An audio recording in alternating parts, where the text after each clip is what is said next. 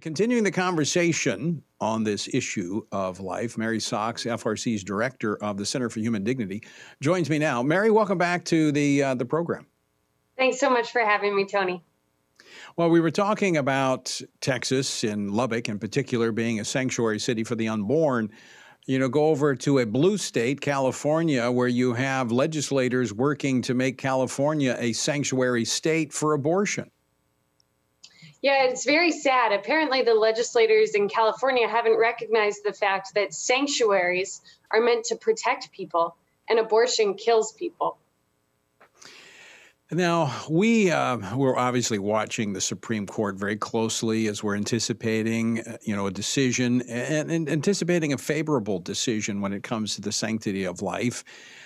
If and when Roe and Casey are overturned, how many states have full protections for the unborn already on the books that will, what we call trigger laws, that will immediately put those protections into place?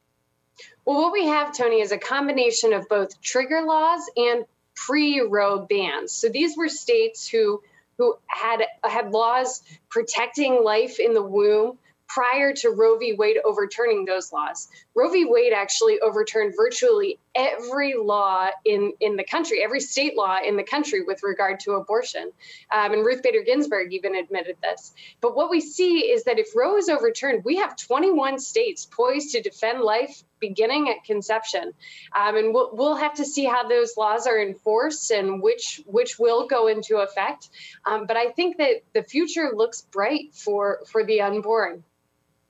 That's a really important point on a lot of issues, not just the sanctity of human life, but when the court issues an edict and, they, impose a particular policy on the entire nation, that does not necessarily, it doesn't at all remove statutes from the books of the states. And so the states have to go and take those off if they want to take them off, or they leave them there and they're just not enforced.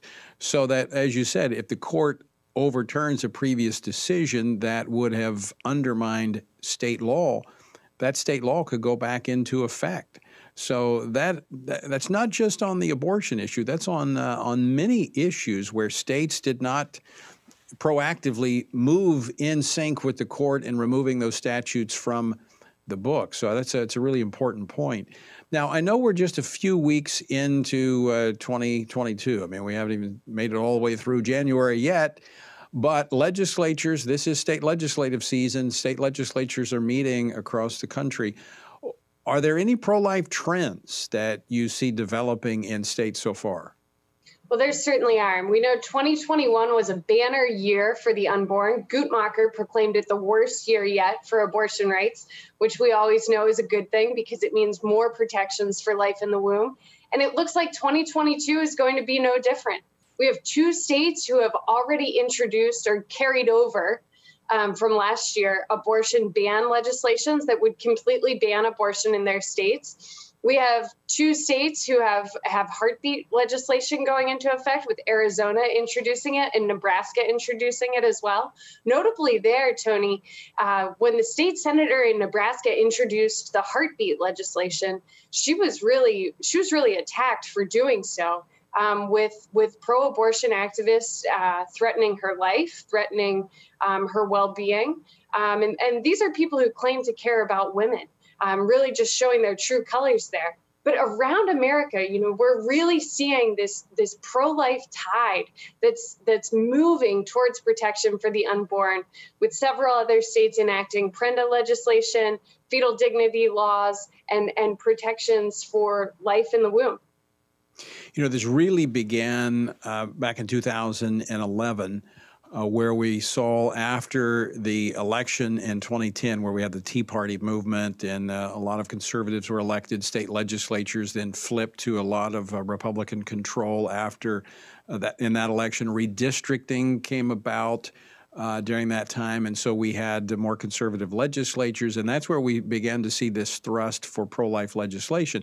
And I say this so to put this in context historically for people, but also to encourage pro-lifers who have been involved in this for years and wonder, am I making a difference?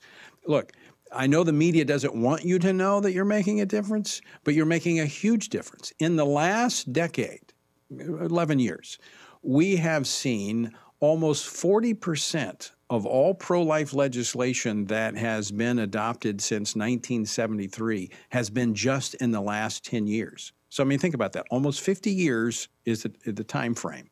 But in the last 10, almost half, 40%, of pro-life legislation has been enacted to law.